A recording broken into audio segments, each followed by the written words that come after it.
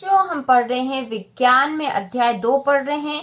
अध्याय 2 क्या हमारे आसपास के पदार्थ शुद्ध है, इसका भाग 1 हम देख चुके हैं। इसमें मिश्रण किसे कहते हैं, मिश्रण के प्रकार और विलयन क्या है। ठीक है, विलयन क्या है, विलयन के गुण हमने पढ़ लिए थे। आज हम इसमें पढ़ेंगे निलंबन क्या है। ठीक है, निलंबन क्या है। तो निलंबन क्या है तो हम पढ़ना शुरू कर देते हैं बच्चों। निलंबन एक विषमांगी मिश्रण है। हम महत्वपूर्ण चीजें ही पढ़ेंगे और पाठ भी पूरा पढ़ते जाएंगे।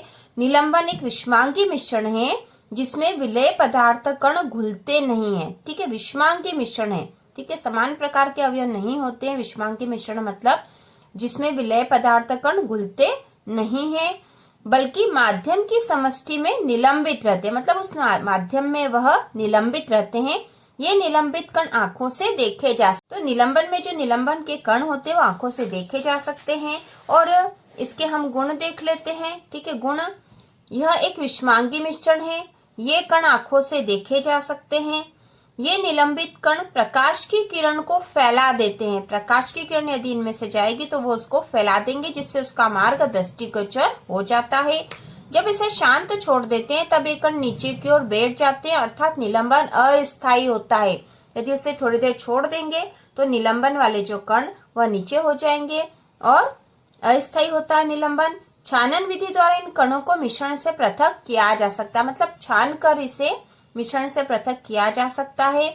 जब सभी कण नीचे बैठ जाते हैं तो निलंबन समाप्त हो जाता है और विलयन में प्रकाश की किरण का प्रकीर्णन रुक जाता है। तो हमने निलंबन क्या है पढ़ लिया है, निलंबन के गुण। तो बच्चों आप यदि निलंबन क्या है पढ़ लोगे। ठीक है, निलंबन एक विषमांगी मिश्रण है जिसमें विलेय पदार्थ कण घुलते नहीं है। तो इसी के आधार पर इसके गुण भी लिख सकते हो। यदि आपके पास एग्जाम में निलंबन क्या है आए या निलंबन के गुण आए तो दोनों ही स्थिति में आप कम से कम गुण भी लिख सकते हो। यहाँ पे निलंबन क्या है यह भी लिख सकते हो। तो यदि निलंबन क्या है यह प्रश्न आता है तो आप लिख दोगे निलंबन एक विषमांगी मिश्रण है जिसमें विलेय पदार्थ कण घुलते नहीं है बल्कि माध्यम की समष्टि में निलंबित रहते हैं और ये निलंबित कण आंखों से देखे जा सकते हैं। और यदि इसके गुणधर्म आते हैं, 2 या 3 गुण आते हैं तो आप लिख सकते हो। पहला गुण, निलंबन एक विषमांगी मिश्रण है।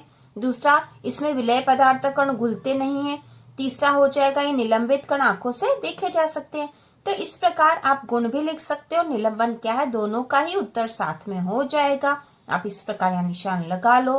प्रश्न भी यहाँ पे लिख लो, निलंबन क्या है, प्रश्न बना लो इसको और इसको याद कर लो। अब हम आगे पढ़ेंगे कोलाइड विलयन क्या है। कोलाइडल विलयन क्या है। तो कोलाइड या कोलाइडल विलयन कहा जाता है। ठीक है, यहाँ पर जो उदाहरण दे रखा था उसके बारे में कहा गया है। तो कोलाइड के कण विलयन में समान रूप से फैले होते हैं। कोलाइड के जो कण होते हैं वो विलयन में समान रूप से फैले होते हैं। निलंबन की अपेक्षा कणों का आकार छोटा होने के कारण यह मिश्रण समांगी प्रतीत होता है। यह समांगी प्रतीत होता है मतलब हमें दिखाई देता है जैसे यह समांगी है, लेकिन वास्तविकता में विलयन विषमांगी मिश्रण है। जैसे दूध भी एक विषमांगी मिश्रण का उदाहरण है। इसमें जो कण है वह विलयन में समान रूप से फैले होते हैं और निलंबन की अपेक्षा कणों का आकार छोटा होता है। ठीक है, तो यहाँ पे कोलाइड्स के सामान्य उदाहरण दे रखे हैं। ठीक है, कोलाइड्स के सामान्य उदाहरण दे रखे हैं। तो पहला उदाहरण है कोहरा, बादल या कुहासा। कोहरा, बादल या कुहासा का उदाहरण है। और यहाँ पे परिक्षिप्त प्रावस्था और परिक्षेपण माध्यम भी दे रखा है। तो परिक्षिप्त प्रावस्था है द्रव और परिक्षेपण का माध्यम है गैस, मतलब है गैस में द्रव का विलयन होता है।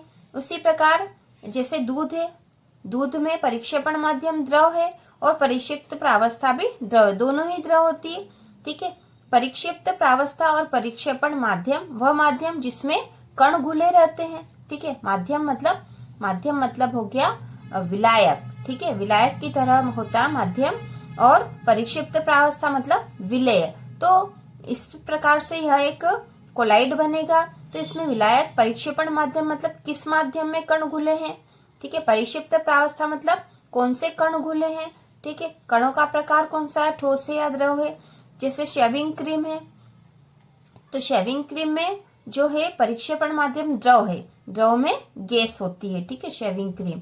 उसी प्रकार यहाँ पे जेली दे रखा है, जेली, पनीर या मक्खन। तो इसमें परिक्षेपण माध्यम ठोस है और परिक्षिप्त प्रावस्था है द्रव। ठीक है। अब यहाँ पे कोलाइडल से संबंधित एक महत्वपूर्ण अवधारणा है यहाँ पर टिंडल प्रभाव वाली। तो कोलाइडल कणों के छोटे आकार के कारण हम इसे आंख से नहीं देख पाते, लेकिन ये कण प्रकाश की किरण को आसानी से फैला देते हैं। जैसा कि हमने क्रियाकलाप 2.2 में देखा है, प्रकाश की किरण का फैलना टिंडल प्रभाव कहा जाता है। तो टिंडल प्रभाव महत्वपूर्ण अवधारणा है बच्चों। प्रकाश की किरण का फैलाना टिंडल प्रभाव कहा जाता है। ये आपके एग्जाम के मान से बहुत इंपॉर्टेंट है। टिंडल नामक वैज्ञानिक ने इसकी खोज की थी। एक कमरे में छोटे छिद्र द्वारा जब प्रकाश की किरण आती है तब वहां पर हम टिंडल प्रभाव को देख सकते हैं। आपने भी कभी देखा होगा किसी कमरे में यदि कोई सा छोटा सा भी छेद होगा तो वहां से जब सूर्य का प्रकाश आता है, ठीक है, तो उस प्रकाश में हमें कुछ कण इधर उधर घूमते हुए भी दिखाई देते हैं। तो वास्तव में टिंडल प्रभाव है, टिंडल प्रभाव का इफेक्ट होता है। यहाँ पे 2 दे रखे ए और बी। तो ए में जो कॉपर सल्फेट का विलयन टिंडल प्रभाव नहीं दर्शाता, तो कॉपर सल्फेट का विलयन जो है कोलाइडल विलयन नहीं है, इसलिए टिंडल प्रभाव नहीं दिखाएगा। जबकि दूध तथा पानी का मिश्रण टिंडल प्रभाव दर्शाता है। तो यहाँ दूध और पानी का मिश्रण है और टिंडल प्रभाव यह दिखा रहा है, ठीक है। तो प्रकाश का मार्ग दृष्टिगोचर होता है टिंडल प्रभाव के कारण। यहाँ पे देख सकते हैं हम टिंडल प्रभाव, जब किसी कमरे के छेद में से प्रकाश आता है तो वहां पर टिंडल प्रभाव को देख सकते हैं। यह कमरे में मौजूद धूल और कार्बन के कणों के द्वारा प्रकाश के फैलने के कारण होता है। जब एक घने जंगल के आच्छादन से सूर्य की किरण गुजरती है वहां हम टिंडल प्रभाव को देख सकते हैं। जंगल के कोहरे में छोटे छोटे जल के कण होते हैं जो कि कोलाइडल कणों के समान व्यवहार करते हैं। यहाँ पे कोलाइडल के गुणधर्म दे रखे हैं। ये एक विषमांगी मिश्रण है। आपको कम से कम 2 या 3 गुण याद होना चाहिए एग्जाम के मान से। तो ये एक विषमांगी मिश्रण है। कोलाइडल के कणों का आकार इतना छोटा है कि ये पृथक रूप से आंखों से नहीं देखे जा सकते। ये इतने बड़े होते हैं कि प्रकाश की किरण को फैलाते हैं तथा उसके मार्ग को दृश्य बनाते हैं। जब इनको शांत छोड़ दिया जाता है तब ये तल कण पर बैठते हैं, अर्थात ये स्थायी होते हैं। तो यहाँ पे कण तल पर नहीं बैठते हैं, ठीक है, नहीं बैठते। जैसे दूध को यदि आप शांत छोड़ दोगे तो उसमें उसके कण जो है नीचे नहीं बैठते हैं, ये स्थायी होते हैं। और ये छानन विधि द्वारा मिश्रण से पृथक नहीं किए जा सकते, किंतु एक विशेष विधि अपकेंद्रीकरण तकनीक द्वारा पृथक किए जा सकते हैं। तो अपकेंद्रीकरण तकनीक द्वारा पृथक किया जा सकता है इनको। उसके बाद यहाँ पर परिक्षेपण माध्यम और परिक्षिप्त प्रावस्था दे रखा, तो ये हमने देख ली है। परिक्षिप्त प्रावस्था मतलब विलय के कण है और परिक्षेपण माध्यम मतलब विलायक है जिसमें कि विलय घुला हुआ है। तो कोलाइडल को परिक्षेपण माध्यम की प्रावस्था और परिक्षिप्त प्रावस्था अनुसार वर्गीकृत किया जाता है और सारणी 2.1 हम देख चुके हैं।